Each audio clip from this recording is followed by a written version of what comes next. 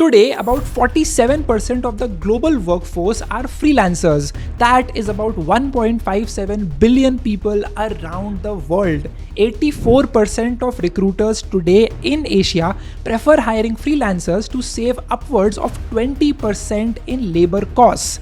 This is a massive shift which you need to optimize on. There is a massive shift going on from the typical 9 to 5 job to companies wanting to hire freelancers to save up on costs and employees opting to work on their own time, on their own freedom, and on their own terms. This thriving freelance economy is about to touch $500 billion by the end of 2025. And if you want to get started with freelancing, this will be your definitive guide to do so. Make sure that you watch till the end because I will be sharing all of my learnings of working as a freelancer for 2 years and then building my own marketing company for 5 years. I'll also share a 5-step process that can help you get started in your field as a freelancer. It doesn't matter if you're a developer or if you're a designer or if you don't have a skill right now. Watching this video will give you the full perspective on how can you get started, how to get clients, and how to live the life of earning in dollars and spending in rupees. Watch till the end, hit the like button, and here is your 5-step process to become a freelancer in 2025. The first step is for you to focus on the niche and the service. Before you do any of the client prospecting, selling, anything like that, focus on the niche and the service. A very simple example is, let's say you want to become a video editor and you want to help create reels for founders in India running D2C businesses. This is a well-defined niche and service. The niche are all the D2C founders in India, and the service is to create repurposed reels on their Instagram pages and help them grow that. That's it. That's all you have to do. As a freelancer, who is your ideal customer persona? Ask yourself that question. Who do you want to sell to? What is that group of people who would want to buy your service and buy it from you particularly? Think about that. You will get more clarity into this once you focus on the service that you want to offer to people. Now, first think about what is the right service that you can offer.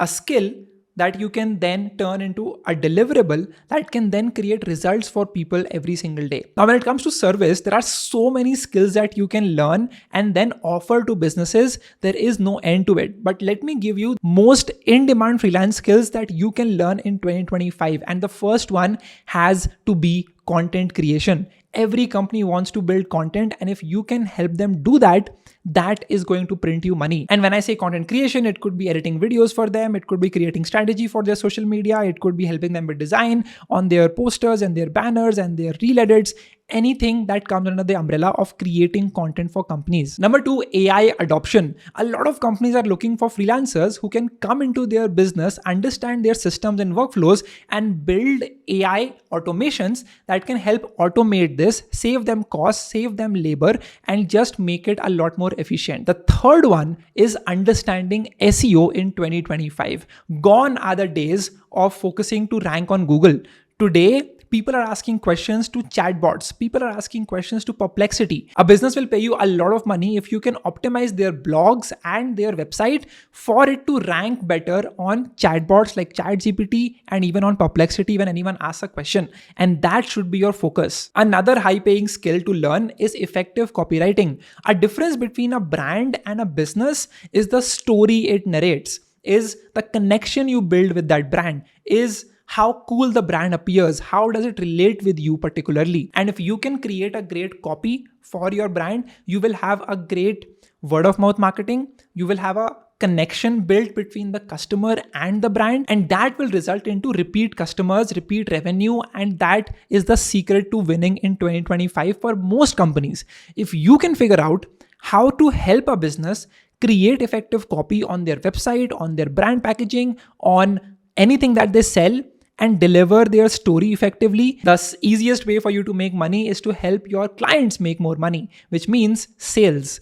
Helping companies do cold outreach, helping them close their deals, helping them make more money is always the sure short way of making a lot of money. You can do that by upskilling and understanding how does cold outreach work, how does email marketing work, how do you convert a lead, How do you retarget a lead? How do you convert it into a sale? Always understand that a great market will always help you make a lot of money even if you don't have the best service to offer. You are much more likely to make money versus in a market where people don't want to spend much money and are always cutting costs every here and there. And the thing about niche is that the more niche you go, the higher you can charge for your service. Let me give you a very basic example. Let's say that you want to help people lose weight. So you have a service which is basically helping anyone lose weight by buying your course or your subscription for, let's say, $10 a month, or let's say 1,000 rupees per month. That is a commodity. There is no speciality in it. It's just made for anyone. It could be a 20-year-old kid. It could be a 40-year-old working person. Then you niche down. You want to help working people in their 20s stay fitter, and you can charge, let's say, 5,000 rupees per month, and you can basically help anyone who has a 9-to-5 job and help them live more healthy with their meals, with their workouts, and everything in between. Let's say you want to help developers in their 30s who have spent their 20s just working really hard and now have a pot belly, now have receding hairline. They have a lot of problems going on, but now they want to get better. Now they want to get fitter, and you want to offer nutrition plans to them. This is a very specific niche. Males who are in their 30s have worked in big tech companies or in startups in Bangalore, Mumbai, Delhi, and they now want to lose weight. You can actually offer a 25,000 rupee per month service to them and they will buy it. They have the money, they really want to improve and get fitter, and they are willing to put in the time. And this is the best market to serve. Let's say you go even more in depth. Let's say you want to help CXOs of tech companies to improve their nutrition and improve their physique. This is another niche that you can target, and you can charge even more for this niche. So depending on the niche that you target, your pricing, your packaging will vary a lot. So always keep the niche and the service in mind before you start selling to people. That was the first step. I know it was a lot to take in, but this is really important to focus. Most freelancers make a big blunder by not knowing who do they want to serve. And they end up selling to just about anyone, which means that they cannot charge a premium for what they are selling. I just showed you an example for what I mean by that. Now let's take a look at the second step, which is project-based learning. Let's say you want to start editing short form content for founders. Now, you need to first of all learn the basics of editing. So take up a YouTube video crash course or even a course on that. But then you want to always focus on applied learning. What I mean by that is, as soon as you learn the basics, it's really important to start implementing. So let's say you want to, edit short form content for founders. Take up the WTF podcast, chop it into multiple reels, start editing those reels, start putting that out on social, start experimenting on it. That is the easiest way for you to learn how it is done. Look at other people who are editing similar podcast reels and look at what they're doing right. Understand how are they writing something, how are they editing the reel, what are they trying to communicate with that, and why are they making certain color choices, certain design choices, certain asset choices, and learn through that. Observe very carefully what the people are doing right now so that you know what is working in this niche and what is working in this particular skill set. Through this process, you will observe all the ways of editing a reel, and you'll also learn to develop your own style to edit a particular reel. And that is what will set you apart from most people who are only focusing on copying other people and other edits, but are never reinventing something from scratch. You don't even have to buy a course. That's the best part about it. You can just go onto YouTube and start learning how to edit videos from the unlimited number of crash courses that they have. Start breaking down the edits of the most popular creators and podcast founders that you know. Start then observing what are they doing and then try to do something similar but apply your own style onto it. And this is basically project-based learning approach. The next step, the third step, is for you to build a portfolio. And my God, this is the most important step. Think of it as your digital store where people come, look at the work that you have done, get impressed, and then reach out to you. It's a very easy make or break deal because here you have to make sure that you can wow the customer as soon as possible. The way to do this is to look more professional than you are. Believe me, the best thing you can do is to use something like Framer, use Bento, use Behance, use even Notion to create a very simple portfolio website. Do not use Google Drive. The biggest mistake freelancers make today is they end up just creating a simple Google Drive folder on which they dump all of their projects. But why is your portfolio the same every time? If you want to sell reel editing services to founders, shouldn't your portfolio reflect that and not anything else? That's very important to keep in mind. If you want to sell to this audience, your portfolio should contain only these edits. It should only contain reels that you've edited yourself of founders that you found online, and you can showcase that okay, this is what I'm selling to you and this is a proof that I know how to do it well. So use all of these websites. Bento is great at just getting a visual idea of how do you edit videos.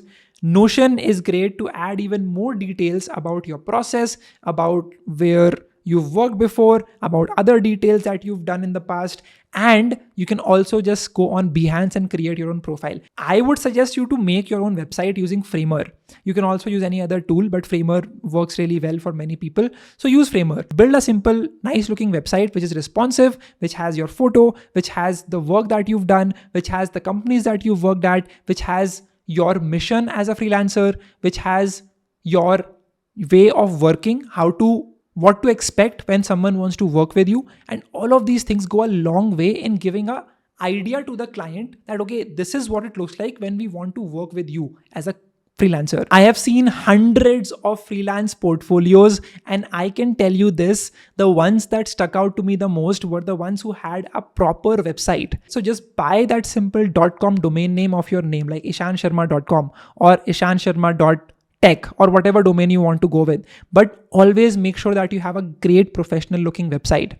That is the first step to making someone believe you. Someone will actually be paying their hard-earned money to you so that you can deliver the service. So they need to have that trust in you for that. That is the third step. The fourth step is actually the most important.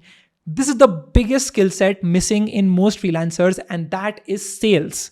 Sales and lead generation is what most freelancers do not understand. There are essentially 6 ways that you can sell to people. The first way is for you to create content, show your process, do a lot of breakdowns of popular brands in whatever, service you offer. Could be editing, could be design, could be even software development. And when you create this content, you get more eyeballs and you end up getting leads, which you can then convert into clients. That is the first way to do it. The second way to do it is by reaching out to your network, your mama or your chachu or anyone around you, your classmates father who's running some clothing brand or running some factory and needs help with creating a logo. You can help them with that. There are people around you all the time that you can sell to. You just don't know that right now. So look around you, your friends of friends, people who your friends can introduce you to. These are all great ways for you to get freelance clients,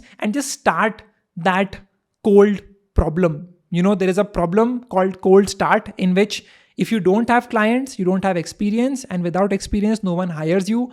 And because no one hires you, you have no experience. So to break this chain, you really need to reach out to people around you in your network who can trust you, give you a low ticket project. You build that, you work on that, gain the experience, show that on your portfolio, and then you move ahead. Acha, one more problem in portfolio. People are saying that I have not worked with clients before, so how will I put anything in my portfolio?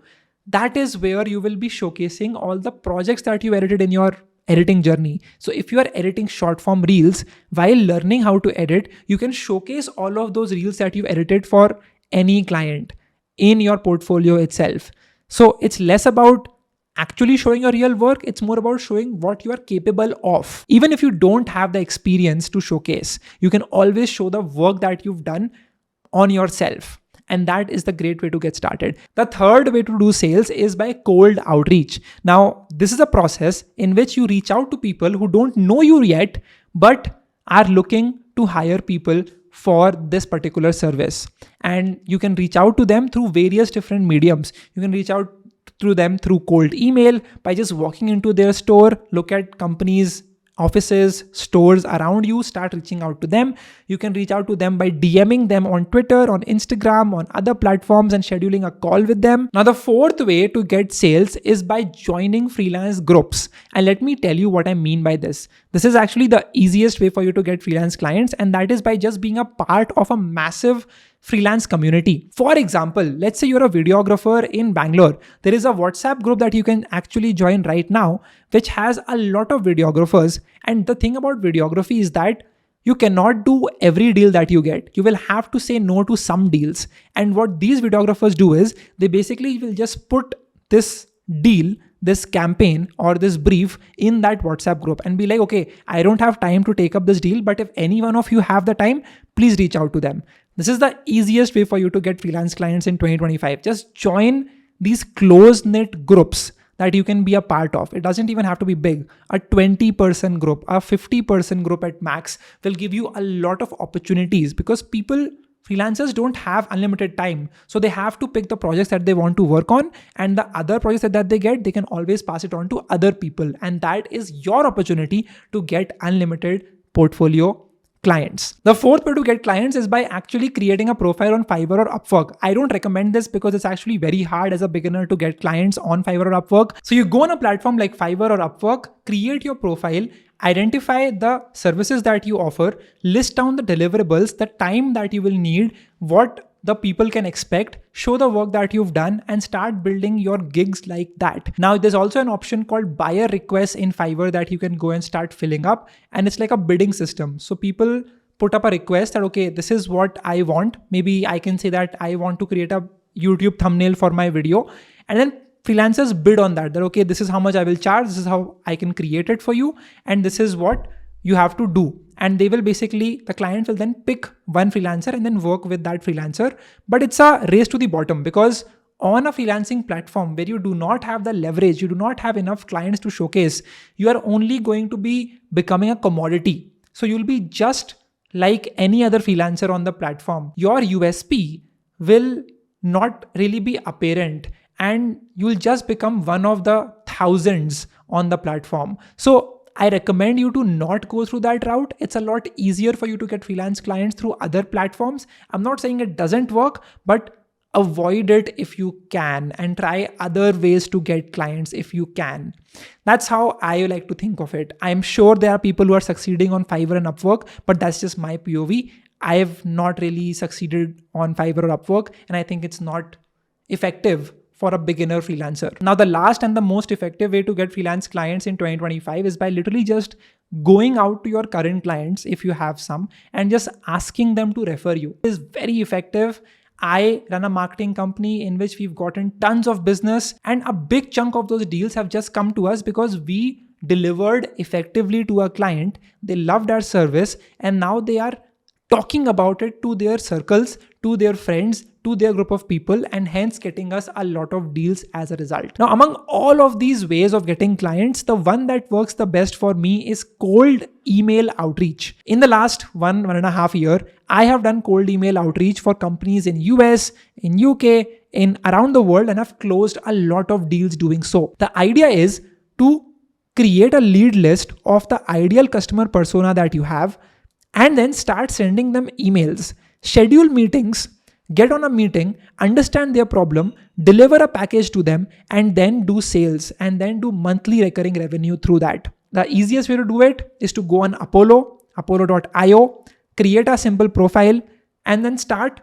mentioning who do you want to serve, what should the business be about, the category, the number of employees, the funding, the industry, anything that you want to focus on over there. Just put all the filters and you will see the people who are working at those companies on Apollo. You can now access their emails and then you can start sending them cold emails, asking them to consider your services. Follow up with them, set up a simple meeting with them, understand their problem, and sell like crazy. I have done dozens of calls at this point by cold email outreach, and a lot of them have been successful. It's all about the right niche that you are reaching out to and the right service that you're offering. I have closed $5,000 deals per month. I have closed $8,000 deals by just being present by just being in front of these people who can pay me. Once you create your lead list using Apollo, you can start sending out emails using Instantly, and you can create a very simple workflow. So you get all the leads from Apollo, send out all the emails using Instantly, keep following up with them, reply with them, schedule a meeting using Calendly or cal.com. And then once you're done with that, use DocuSign to send out the contract, do the negotiations, and then sign the deal on email and get started, get paid, and enter the freelance economy of 2025. Now, so far I've just talked about how do you get a lead? How do you get someone who's interested in your service? The next step is to actually convert them into a paying client. And the easiest way to do that is by having a well-defined problem that you want to solve for your client, having a set expectation for them, that what result are they expecting when you will work with them,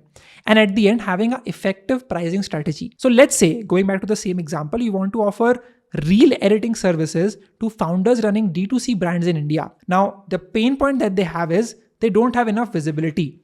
And because of that, they have to run ads to sell their product, and it is not selling on itself. Now you come in saying that, hey, I will help you create organic content on Instagram, thereby gaining traction, thereby getting more eyeballs on your brand and getting you sales and numbers as a result. Now you do this by creating a content calendar, by helping them shoot all those videos, by helping them edit all the videos, and at the end, set a result expectation. What to expect?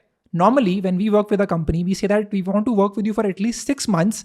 And in that time period, we will have enough time to experiment, understand what is working and what is not, and then double down on what is working and then go all in with that. So it's a 3-phase situation, and it takes time. It is a commitment, but it's a commitment that will get you a ton of word of mouth marketing. It will build your brand on YouTube. And that's a major plus point for many businesses today. And at the end, you need to have an effective pricing strategy in which you basically say that, okay, currently you're posting reels, you're getting about 4,000 to 5,000 views. You can set a fixed cost like 1 lakh rupees per month for the services that you're delivering. But if you can help them go from 50,000 views to 500,000 views or to 1 million views in a month, you are liable to a bonus that you can set as well. That, okay, now you can pay me 30,000 rupees more because I helped you grow so much in just a span of 2 months or 3 months. So set expectations, have a bonus, so have your skin in the game, and have a fixed cost involved as well. This is an effective way for you to get a freelance client, for you to deliver the right expectations, for you to then ask for a bonus and make even more money as a freelancer. That's how you get started with sales and lead generation, closing the client, focusing on your pricing strategy. And the next step is for you to actually deliver the service. Amazing things happen if you can do this well. Let me give you examples. If you deliver on time, if you over deliver in the edits, if you can get great numbers, all of these are great ways to retain that client and turn that one-time fee, 1 lakh rupees, into a monthly recurring revenue. And that is amazing as a freelancer. That is the best feeling that you have. If you have like 5 clients paying you 1 to 2 lakh rupees a month, life is set. That's all you need. What else would you need, right? Think about it. All you have to focus on when you are servicing is how to set the right expectations, what to expect. Don't overpromise and then underdeliver. Always be aware of that. Second step is to create timelines that are actually possible, and don't just give some imaginary fantasies to them. It looks very bad when you're not able to meet it. The third point is to communicate as much as possible.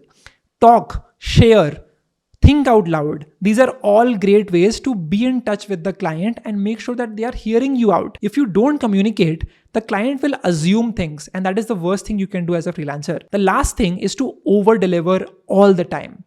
Always be over delivering. That is the best thing you can do right now. And this is basically the 4 pillars of creating great service.